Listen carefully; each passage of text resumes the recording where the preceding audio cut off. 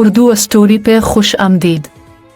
یہ کہانی ایک ایسی لڑکی کی ہے جو اپنے خوابوں اور امیدوں کے ساتھ ایک نئے گھر میں قدم رکھتی ہے، مگر اسے وہاں صرف بوجھ سمجھا جاتا ہے۔ وہ ایک ایسی دنیا میں جینے کی کوشش کرتی ہے جہاں محبت کم اور آزمائشیں زیادہ ہیں۔ زندگی کبھی کبھی اتنی تلخ ہو جاتی ہے کہ سانس لینا بھی بوجھ لگتا ہے۔ نورین ایک خوش باش اور حساس لڑکی تھی۔ اس کے خواب بھی دوسری عام لڑکیوں کی طرح تھے، ایک ایسا گھر جہاں محبت ہو، عزت ہو اور جہاں وہ خود کو محفوظ محسوس کرے۔ مگر قسمت نے اس کے لیے کچھ اور ہی لکھ رکھا تھا۔ اس کی شادی طارق سے ہوئی، جو ایک غریب مگر محنتی نوجوان تھا۔ طارق کے والد کا انتقال بچپن میں ہی ہو چکا تھا اور اس کی ماں زرینہ بیگم نے بڑی مشکلوں اپنے 3 بچوں کو پال پوس کر بڑا کیا تھا۔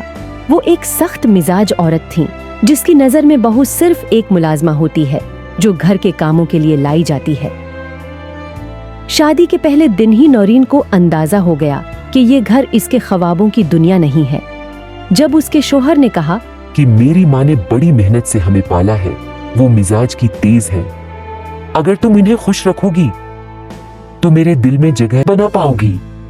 زرینہ بیگم نے اسے صاف الفاظ میں کہہ دیا، یہاں کوئی آرام کرنے نہیں آتا، صبح سویرے اٹھ کر سب کا ناشتہ بنانا ہوگا، پھر صفائی، برتن اور کھانے پکانے کا کام بھی تمہارا ہوگا۔ نورین کے دل پر چوٹ لگی، مگر اس نے خود کو تسلی دی کہ شاید وقت کے ساتھ سب ٹھیک ہو جائے گا۔ مگر وقت کے ساتھ حالات اور بدتر ہوتے گئے۔ طارق اپنے کام میں مصروف رہتا اور اس کی ماں دن رات نورین پر کام کا بوجھ ڈالتی رہتی۔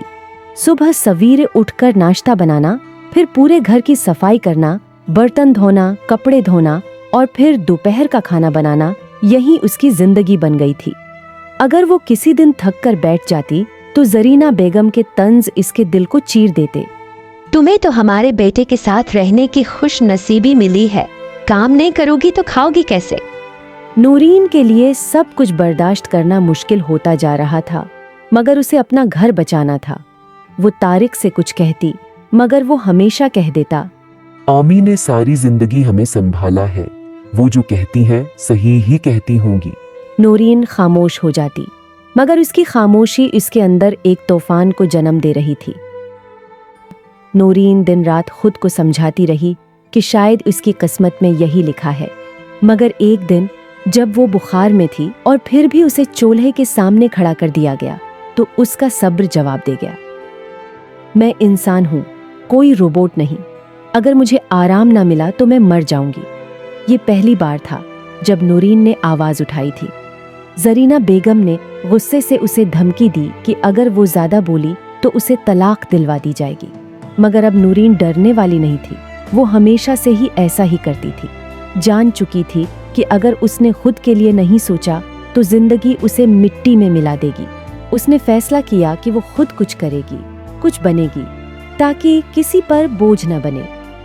اس نے سلائی ہے سیکھنی شروع کر دی اور تھوڑے ہی دنوں میں وہ محلے کی عورتوں کے کپڑے سینے لگی۔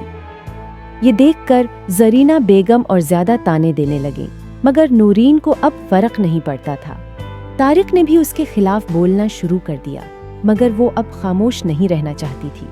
ایک دن جب اس نے اپنے پہلے پیسوں سے اپنے لیے ایک چھوٹی سی سلائی مشین خریدی تو اسے لگا آزاد ہو رہی ہے۔ نورین کی محنت رنگ لانے لگی، اس کا چھوٹا سا کام بڑھنے لگا اور وہ ایک دن اپنی ساس کے محتاج ہونے کے بجائے خود کفیل ہو گئی۔ اب اسے کسی کے تانے سننے کی ضرورت نہیں تھی اور نہ ہی کسی کے رحم و کرم پر جینا تھا۔ ایک دن طارق نے غصے میں آ کر کہا، اگر تمہیں یہاں رہنا ہے تو امی کے اصولوں کے مطابق چلنا ہوگا۔ نورین نے پہلی بار سکون سے جواب دیا، میں اب کسی اصول کے تابع نہیں ہوں، میں اپنی زندگی خود بنا چکی ہوں۔ اگر تمہارے لیے یہ مسئلہ ہے تو میں چلی جاتی ہوں۔ یہ الفاظ زرینہ بیگم اور طارق دونوں کے لیے ایک جھٹکا تھے۔ وہ جو نورین کو ہمیشہ دبانے کی کوشش کرتے رہے، وہ اب آزاد کھڑی تھی۔ نورین نے فیصلہ کر لیا تھا کہ وہ ایک ایسی زندگی نہیں گزارے گی جہاں اس کی عزت نہ ہو۔ وہ اپنے کام میں مزید محنت کرنے لگی اور آخرکار کچھ ہی سالوں میں وہ ایک کامیاب درزی بن گئی۔ یہ کہانی ان تمام لڑکیوں کے لیے ہے جو سمجھتی ہیں کہ وہ بوجھ ہیں۔ حقیقت یہ ہے کہ اگر عورت چاہے تو وہ خود اپنی زندگی بنا سکتی ہے۔ نورین نے بھی یہی کہا۔ وہ جو کبھی ایک قیدی تھی، آج ایک آزاد پرندہ بن چکی تھی اور اب اسے کسی کے سائے کی ضرورت نہیں تھی۔